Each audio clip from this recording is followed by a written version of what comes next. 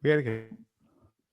This podcast is a member of the Voices of Wrestling Podcasting Network. Visit voicesofwrestling.com to hear the rest of our great podcasts, as well as show reviews, columns, opinions, and updates across the world of wrestling. Competition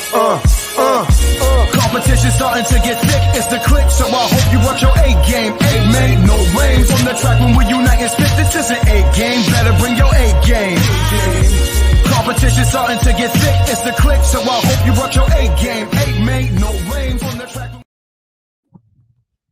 Hey now, it's the Mike and JD show, and I am your host, Mike Gilbert, and I'm joined as always by JD by God Oliva. And before we get started, I just want to give a shout out to Godzilla and Rev of EMS for that theme song, because Love it. I feel like as the show is starting to grow and more people are starting to get into it, they notice that our theme song is a fucking banger, and it is, and it's because my buddy Godzilla is like the opening voice you hear on that. So go ahead and check that out on iTunes, Spotify, and wherever you get your songs. You can download it. They also have a YouTube video. They have like a full-blown music video for it.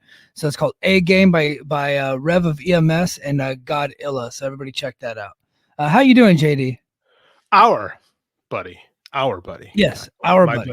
My buddy as well. So I was last week we pitched the idea of me doing like a Dynamite review, and I got Dynamite interrupted last night. I had a conference call for something I'll discuss at a later time. So I had to go back and watch the end of Dynamite. And I got to school this morning and I laid down 35 minutes of audio. And then my co-teacher came in the room to ask me a question, and I answered the question. I felt really good when I answered the question. And then I realized that I deleted 35 minutes of audio that I recorded before school started.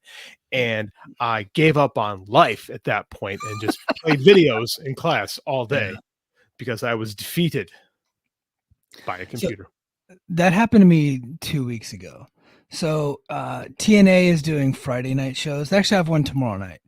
And so they did one 2 weeks ago, called JD's not watching TNA again. Honestly, there's too much wrestling out there to watch, so it's like difficult for anybody to. It's hard to follow one company more or less too. But so back to my story. So they had Emergence 2 weeks ago on Friday night. So on Thursday night after we got done, we were done a little bit early. Wife was like at a function. And so I go down and I watched TNA, and Ashley got home and she went straight to bed. And I was like, well, I'm up. I guess I can just do the Impact report tonight. And then tomorrow I'll watch Emergence. And then on Saturday, like the regular time, I'll go live on Patreon and do a chat, but it'll be the Emergence recap. So I laid down. It was like close to 30 minutes. And then I got a phone call. I was just doing it with my phone.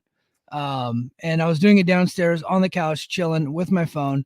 Doing it, did 30 minutes, got a phone call, and I paused the recording, because you can do that when it's not live. If it's not live, you can just pause it. So I pause it, and then I answer the phone call. It was not important. Hang up the phone, go back to the recording. I thought I restarted, but what I did is I started from the beginning. I started over. I restarted the whole recording, and I didn't know it until after I was done. So I go 20 more minutes of pure gold. I actually uploaded that final 20 minutes to Patreon, just so like the boys in the chat can make fun of me. But yeah, I ended up just doing a double episode that Saturday, like recapping, both Emergence and TNA that week. Yeah, I was using QuickTime. I had my microphone and I was recording it in class, and I was just using QuickTime. And when you finish QuickTime, you have to close it and save it, right? And I thought that I saved it correctly. I just closed it. So I teach this stuff. Like, this is my literal job, is to educate youth in how to use these programs and stuff. And I failed us, Mike. I failed us. Well, you can always get back on that horse, because the people do want to hear JD's thoughts about Dynamite. I had good ones too. I thought Dynamite was super interesting last night. Like, I thought that it was. I did too, and it wasn't a bad show. No. I thought the angles and the promos were all pretty good. And that's ultimately what wrestling's about. And if you can get the really good matches, you can have that too. But it was weird. And I think the weird part for me was Ricochet. And I don't know why, but he came out and he just felt so unimportant. But I was looking forward to the match of him and Sammy Guevara because I'm like, this is what I wanted from him to come into AEW. Is like, I just want you to do flippy shit. That's it. Just be Ricochet. And he was Ricochet. He really was. But he came out, and for some reason I didn't care. I looked down at my phone, and next thing you know, like 8 minutes goes by, and I look up from my phone, and the match is over. I'm like, oh shit, I missed the whole match. And it wasn't like their fault. I was just like, it's so like I really didn't care about the match. The only thing that compelled me about that television show was, the Moxley promo at the beginning, and then the Moxley Darby confrontation and things like that. The actual, I kind of feel like I'm a casual right now, like one of those WWE nerd casuals. Like, well, the wrestling doesn't really matter. It's about the angles. But I kind of felt that way about the show last night. So I agree. The Ricochet match was with Sammy Guevara, and Sammy, did you hear? Like I tweeted about. I used to live tweet the whole show, but I just don't have the bandwidth to live tweet a whole show anymore. Sammy got no reaction really. Right, and granted, he hasn't been on TV much at all in the last year plus. But I mean, at the same time, like this is a guy that they had real plans for, and he's been suspended 3 times, right? It's years and years of starts and stops with him, and I don't think that's a booking issue. I think it's a Sammy issue, and I think he's limited as a character. I agree. I think that no one has gotten as many chances in that company as Sammy Guevara has gotten, and like, there's no stakes really in the match because did anybody think that Ricochet was going to lose to Sammy Guevara? And Ricochet hasn't found his lane yet as a character on AEW, and that's always been kind of his struggle, is finding his lane as a character. So I mean, like, I think you got to give him a little bit of time. Like we were pretty harsh on Monet when she got here. And I think she found her lane as a character and is a pretty good character at this point. Her wrestling's been surprisingly, but I mean, like character wise, I think it's been better as of late. I think Camille helps complete that whole thing. But I thought well, I'm sorry, I didn't mean to cut you off. I just think that Monet is better in doses, like I agree. Small doses. I think that when the longer she's on TV, the less I care. I agree with you. I think some people are better in small doses, and not everyone should be. And it's, I think, when people get on this company about that, but I think it's actually a strength of the company that they do have a deep roster where we don't have to see the same people week in and week out. I think it's better if you don't see the same people week in and week out, and then you don't get tired of them as much. That's my opinion. I know that like a lot of internet people will agree. Why is it Miro on TV? Although you don't see that one anymore. You should see that one all the time. I keep forgetting that he exists. I mean, he's still getting paid for reasons.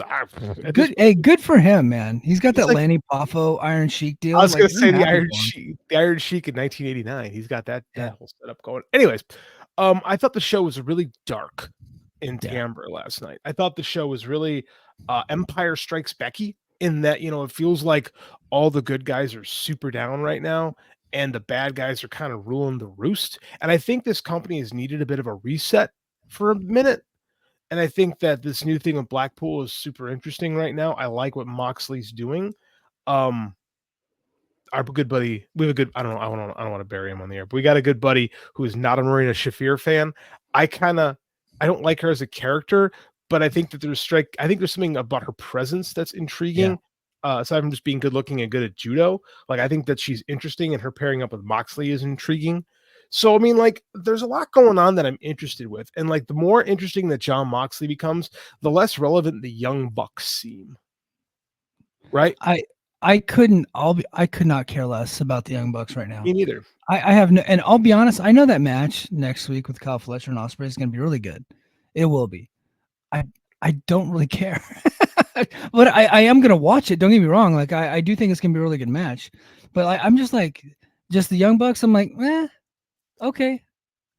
Here's why I don't care about that match. Is because it's with Will Ospreay and Kyle Fletcher.